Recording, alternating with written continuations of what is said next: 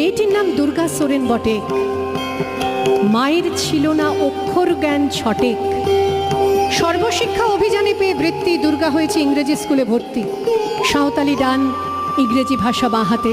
কম্পিউটারে শিখেছে ইমেল পাঠাতে। অঙ্কের স্যার ভুল হলে যোগ বিয়োগে গায়ে হাত দেয় পড়া শেখানোর সুযোগে। দুর্গা জানে না কোনটা যৌন লাঞ্ছনা। স্যারটা নোংরা বটে, কথাটা মানছ না। শেষে একদিন স্যারের নোংরা হাতটা মুচড়ে দিয়েছে দুর্গা, মেরেছে ঝাপটা।